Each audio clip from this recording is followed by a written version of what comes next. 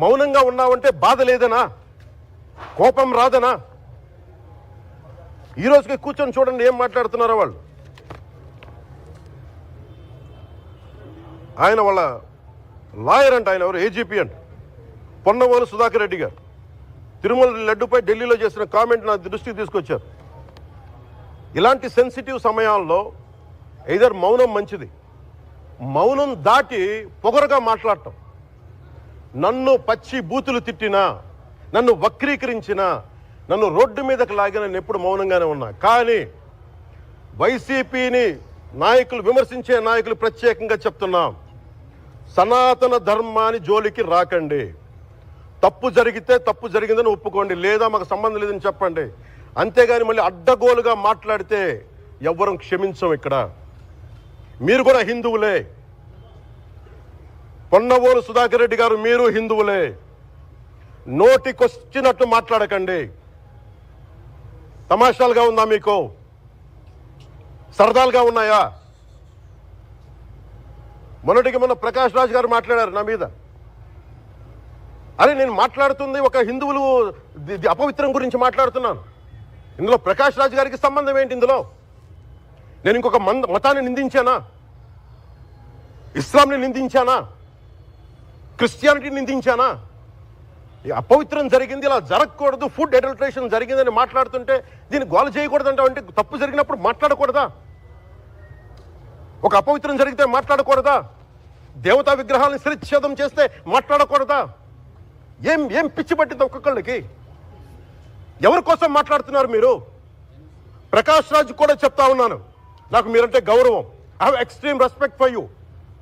కానీ when it comes to secularism, Prakash Raj garu, it's a two-way, not one. I have extreme respect for you. You know that. Mere secularism is all, it is not way. హిందువుల మీద దాడినప్పుడు వచ్చి మాట్లాడటం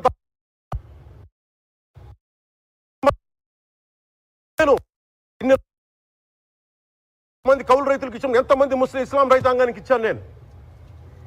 ఇదే ఎన్ని మద్రాసాలకి డబ్బులు ఇచ్చాను నేను, 25 లక్షలు 30 లక్షలు ఇచ్చాను, నేను ఇచ్చినవాడిని. నేను నాకు అన్యమతం ఇస్లాం మీద గౌరవం ఉన్నవాడిని, క్రిస్టియానిటీ మీద గౌరవం ఉన్నవాడిని, చిన్నప్పటి నుంచి కూర్చొని మిషనరీ స్కూల్లో చదువుకున్నవాడిని. నా టీచర్ చెప్పే సూక్తి, తను తగ్గించుకున్నవాడు హెచ్చింపబడిని చెప్పి బైబుల్ సూక్తిని ప్రతిసారి కోట్ చేస్తూనే ఉంటాను. ఇది నా గౌరవం, ఇది నేను చూపించే గౌరవం. మీరు మాట్లాడితే కూర్చొని నేను పాటించే ధర్మానికి అపవిత్రం జరిగినప్పుడు మాట్లాడకూడదు, మౌనంగా ఉండాలి. సెక్యులరిజంకి విఘాతం అంటే ఏంటి? సెక్యులరిజంకి విఘాతం? నా ఇంటి మీద దాడి జరిగినప్పుడు నేను మాట్లాడకూడదా? నా ఇల్లు 10 మందికి ఆశ్రయం ఇస్తుంది.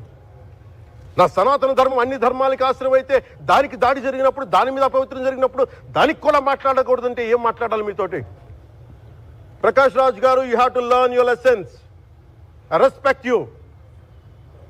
It's not just Prakash Raj garu, all the people who thinks in the name of secularism you're going haywire. Let me tell you guys, we are extremely hurt. Don't make a mockery out of our sentiments. We are deeply, deeply hurt. It's not fun for you, maybe it might be fun for you. It is not fun for us. It's a deep anguish, deep pain. Don't you ever forget. Before you come and think 100 times and say, talk about Sanatana Dharma. Enough of this. చాలు. ఇష్టానికి మాట్లాడుతూ ఉన్నారు సనాతన ధర్మం మీద. అయ్యప్ప స్వామి మీద మాట్లాడతారు, సరస్వతి దేవి మీద మాట్లాడతారు. అల్లా మీద మీరు మాట్లాడగలరా? మహమ్మద్ ప్రవక్త మీద మీరు మాట్లాడగలరా? జీసస్ మీద మీరు మాట్లాడగలరా? అందరూ కూర్చొని సనాతన ధర్మం మీద, వినాయకుడి మీద జోకులు వేస్తారు, దుర్గాదేవి మీద జోక్స్ వేస్తారు, సరస్వతి దేవి మీద జోక్స్ వేస్తారు. మా మనోభావాలు గాయపడవా? మాకు బాధ ఉండదా? అందుకే నేను ప్రతిపాదించింది ఏంటంటే, ప్రతి దానికి రావలేకపోతున్నాం. సనాతన ధర్మ రక్షణ board is order of the day. ప్రతిసారి కూర్చోబెట్టి మేము డిఫెండ్ చేసుకోలేం. ఇది ప్రతి సగటు హిందువు తాలూకు ధర్మం. ఇదే ఇస్లాం మీద దాడి జరిగితే ఎంతమంది బయటకు వస్తారు? ఎంతమంది నిరసన తెలియజేస్తారు? రోడ్ల మీదకి రమ్మని చెప్పట్లా. కనీసం మీకు కోపం కూడా రాకపోతే మేము ఏం చేస్తాం? గుడికి వెళ్ళే ప్రతి హిందువు బాధ్యత కాదా ఇది? నా ఒక్కరి బాధ్యతైనా, మా బాధ్యతైనా మీది కాదా? ధర్మాన్ని మీరు పరిరక్షించరాదు మీ బాధ్యత కాదా?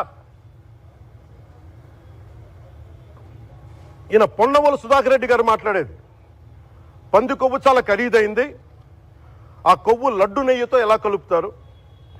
నెయ్యి 300 రూపాయలు ఉంటే పంది కొవ్వు 1200 రూపాయలు. బంగారంతో రాగి కలుపుతారా? ఇత్తడిలో పుత్తడి కలపరు. చెంబు తయారులో ఎవరైనా బంగారం కలుపుతారా? మదమెక్కిన మాటలు పొన్నవోలు సుధాకర్ రెడ్డి గారు. మదమెక్కి వస్తే ఇట్లాంటి మాటలే వస్తాయి.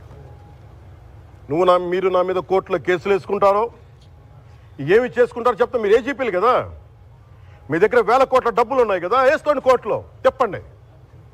సనాతన ధర్మానికి నోటికొచ్చినట్టు మాట్లాడితే మిమ్మల్ని అందరినీ రోడ్ల మీదకి లాగుతాం, గుర్తుపెట్టుకోండి. తప్పు జరిగింది, ప్రాయశ్చిత్తం చేసుకోండి, లేదంటే మౌనంగా మాట్లాడకుండా ఉండండి అంతే. మా మనోభావాలు ఇంకా రెచ్చగొట్టేలా మాట్లాడొద్దు. భూమన కరుణాకర్ రెడ్డి గారు మాట్లాడతాను నేను వెళ్ళి హై డ్రామా, రాజకీయ మనసు ఉన్న వాళ్ళు అత్యంత దారుణంగా ప్రవర్తిస్తున్నారండి. లడ్డు కలుషితమైంది అంటున్నారు. కల్తీ నెయ్యితో తప్పు చేసి ఉంటే సర్వనాశనం అయిపోతాం, రక్తం కక్కుని చచ్చిపోతాం. మీ నాశనం మొదలైంది. రెండోది అది భగవంతుడికి వదిలేస్తున్నాను. వైవి సుబ్బారెడ్డి గారు విచారణకి రావాలంటే రికార్డులు ఆయనకి ఇవ్వాలంట. మీరు ప్రభుత్వంలో రికార్డులు మాకు ఇచ్చారా? మాకు ఏం మాట్లాడుతున్నారు మీరు? మీరు కూడా విచారణకు సిద్ధంగా అండి.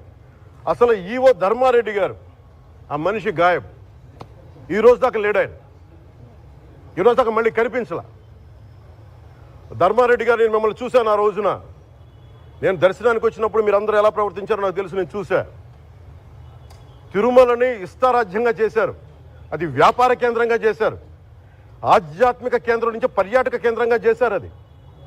ఇదే మీరు మక్కాకి వెళ్తే ఇలాగే ప్రవర్తిస్తారా? మీరు ఒకసారి మక్కాను చూసి నేర్చుకోండి. ఇస్లాంని పాటించే ప్రతి ముస్లిం ఎంత పవిత్రంగా పాటిస్తాడో చూడండి. అక్కడ అథారిటీస్ని అడగండి. ఒక చిన్నపాటి మస్జిద్కి వెళ్తే ఎంత పవిత్రంగా చూసుకుంటారో చూడండి. ధర్మారెడ్డి గారు, మీరు హిందువులా? మీ ఇష్టానికి మీరు చేసేసుకుంటారా? మీ బిడ్డ చనిపోయాడు, చనిపోయిన కనీసం 11 రోజులు లోపలికి రాకూడదంటే ఈ లోపల వచ్చేస్తారా మీరు? మేము మర్చిపోయామనుకుంటున్నారా? ఆగమ శాస్త్రం చెప్పింది మీకు ఇదేనా? అంటే గవర్నమెంట్ ఉద్యోగులు అయితే ప్రభుత్వం మీ నియమిస్తే మీ ఇష్టానికి చేసేసుకుంటారా? మాకు బాధలు ఉండవనుకుంటున్నారా? ఇదే మీరు ఒక ఇస్లాంకి చేస్తే అపచారం జరిగితే మీరు ఏం చేస్తారు? బయట రోడ్ల మీదకి వచ్చి మీరు కూర్చోబెట్టి దాన్ని పొలిటికలైజ్ చేస్తారు. మీరు పొలిటికలైజ్ చేస్తారు. నేను నిజంగా చెప్తున్నా, జగన్మోహన్ గారికి కూడా చెప్తున్నా, మీరే కనుక, నేనే కనుక సనాతన ధర్మం మీద పోరాటం చేయాలని నన్ను ఆపేవాళ్ళు ఎవరు లేరు ఈ దేశంలో, గుర్తుపెట్టుకోండి. నేను కనుక సనాతన ధర్మం కోసం నేను పోరాటం చేస్తే చచ్చిపోవడానికి సిద్ధం నేను.